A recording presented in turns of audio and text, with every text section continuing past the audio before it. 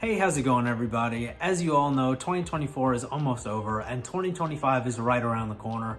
So I wanted to make a different kind of video this time around and look back at 2024 and the things that I may or may not have accomplished on YouTube in that time frame. I wanted to kind of start doing these at the end of every year, and I can't keep pushing it off, so I gotta start this year, even though it's kind of a last second thing that I thought to do. Yeah, I didn't want to wait all the way till next year, so let's start now. If you look back at all the videos that I've ever posted on this YouTube channel, they'll go all the way back to 2016, maybe even 2015. I'm not sure when the first time I posted a YouTube video was, but it goes back a ways. But 2024 has been the first year that I've been on YouTube that I've had a specific topic or a specific type of content that I wanted to make, and with that in mind, made it fairly consistently, not super consistently, but was halfway there, moderately consistent. And the results, at least in my mind, were night and day. This year on YouTube, I managed to get 6 times as many views as I did in 2023 and 5 times as many watch hours as I did in 2023, along with 193 subscribers that I didn't have last year. And so for me, that's night and day. And I would credit that channel growth to a couple of different things. Number one would be, again, consistency. Even though I wasn't super consistent, I was moderately consistent, and that went a long way in my opinion.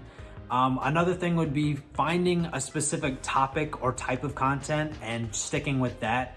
Before, I would just post whatever I wanted to, but now that I'm specifically focusing on movies and TV, I think that went a long way, just sticking with the same, type of content, because the people I watch on YouTube now, I know that some of my content is recommended on that little side tab if you're watching on, on a TV or on desktop. That side tab with the next recommended video, I know some of mine have popped up in there, and they haven't gained a lot of traction, but it's just putting it out there. The algorithm is picking it up now and putting it along with some of the things that I watch, and I think that's gone a long way. And also, it's easier whenever you have the same type of content to just jump from one video to the other. The algorithm wants people to do that, so it'll recommend the next thing that you've made.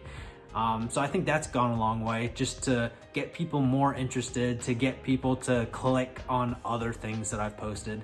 That's helped a lot. And I guess the third thing that I would credit it to kind of ties into the last thing. The topic in particular. I am someone who's passionate about movies and TV. I've worked as a background extra on a lot of movies and TV shows, and so it's something that's kind of dominated my life in the last 4 years maybe. Has it been 4 years? Maybe almost 4 years? I don't know. So yeah, that's just something that has been playing a big part in my life over the last 4 years anyway. And so doubling down on it and making YouTube content about it has come, naturally to me. Even though I'm not the best at making content, it's something that I can talk about very easily. It's something I'm passionate about, and I think that goes a long way as well. My goals for what I wanted to accomplish on YouTube in 2024 kind of jumped around a bit. They fluctuated as time passed and as I continued to make content. And ultimately, I didn't really have a lot of specific goals for a lot of specific categories. I was just happy to continue growing the YouTube channel.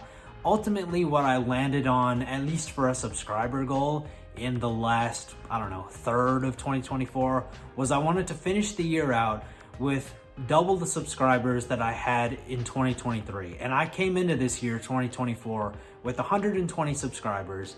And I'm closer to tripling that at the end of this year than doubling it. So I'm happy with the growth that I've had. And thank you to all of you who are new subscribers. If you ever see this video, because I know some people subscribed from YouTube Shorts and specific videos that who knows if they'll ever get part 2s to or anything like that. But thank you to all the new subscribers. You all make the world go round here on YouTube, and yeah, welcome to whatever this is. And now I will say, as someone who loves movies and TV shows and working on those things and talking about them, I'm really bad at actually watching stuff. And so doing this on YouTube, especially this year, throughout the year, has helped me to consistently watch things.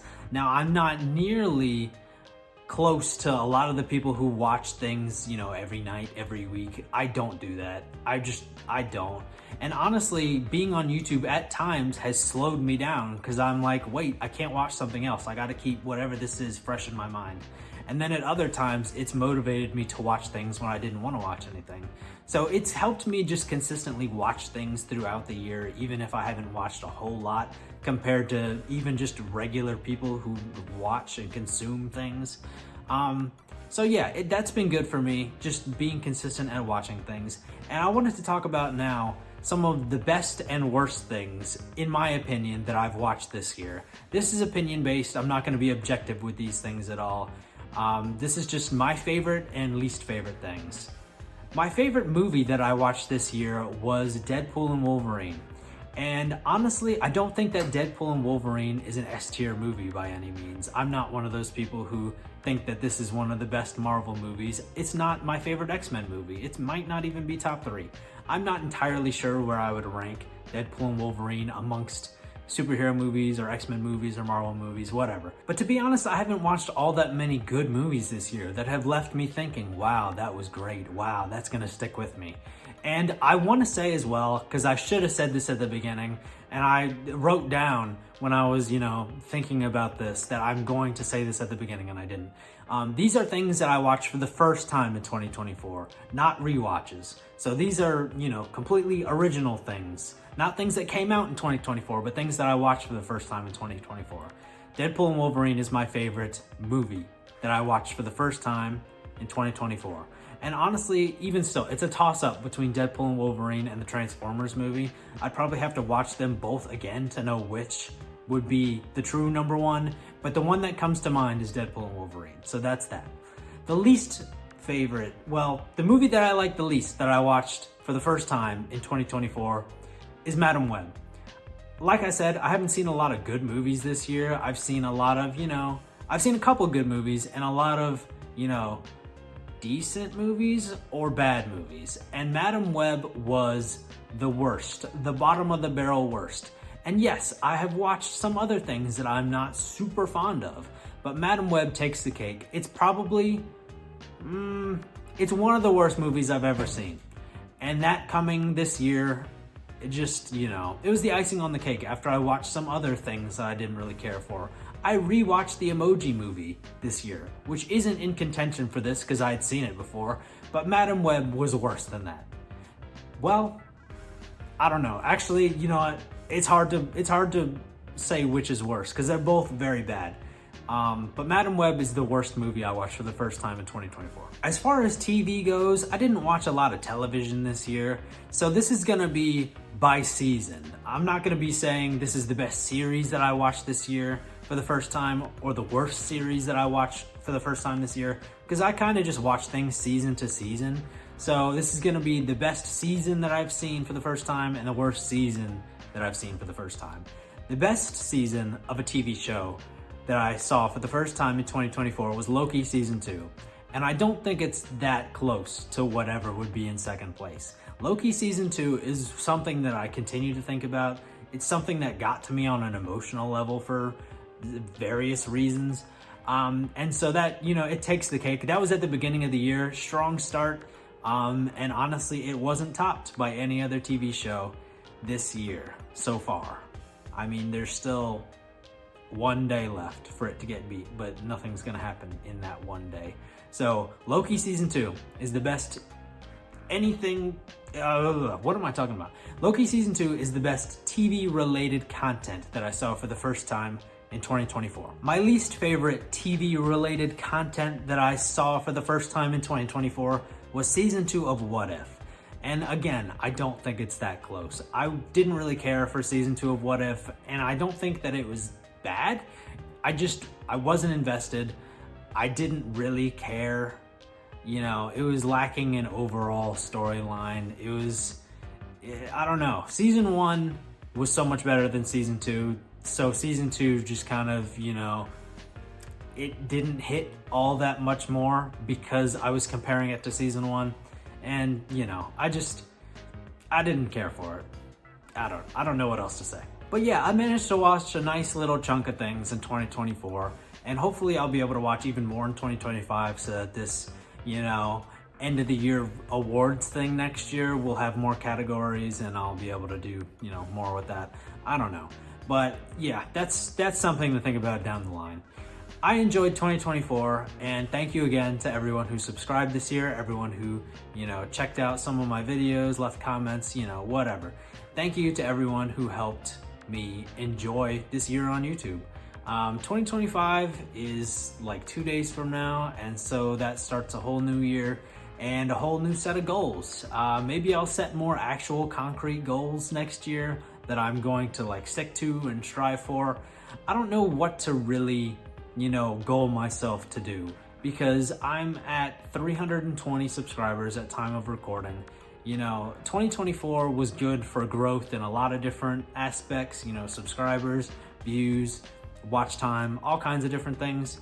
And so I want to goal myself for something realistic, but also, something that makes me try to achieve it, not just something that I'm like, oh, I'm gonna get that. I want it to be just out of reach so I can like strive for it. I think what I'm gonna end up doing is goaling myself to get 1,000 subscribers by the end of 2025.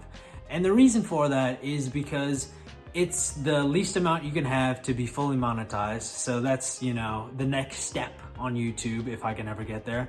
And that's the other reason, is that 1,000 subscribers, with the amount of time that I've been on YouTube, technically speaking, it feels like something that I should have already gotten to. And it also, at the other end of the spectrum, feels like something that I'll never achieve. So that's what I'm gonna go myself for, and I'm gonna work towards. And, I think it's possible, if I just be consistent and up my game here on YouTube a little bit. But we'll see, we'll reassess that halfway through 2025 and see where we're at, and that will give me some idea whether or not I'm gonna hit that goal or not. But that's what I'm gonna try to do. Yeah, if you have any ideas for what I should goal myself to do, then leave them in the comments, because that's all I've got is monetization. But yeah, I hope you all have a nice New Year's. And this has been hopefully not me rambling a whole bunch, even though I know it's at least a little bit me rambling some, because I'm doing it right now. But yeah, have a nice end of 2024, and yeah, see you next year.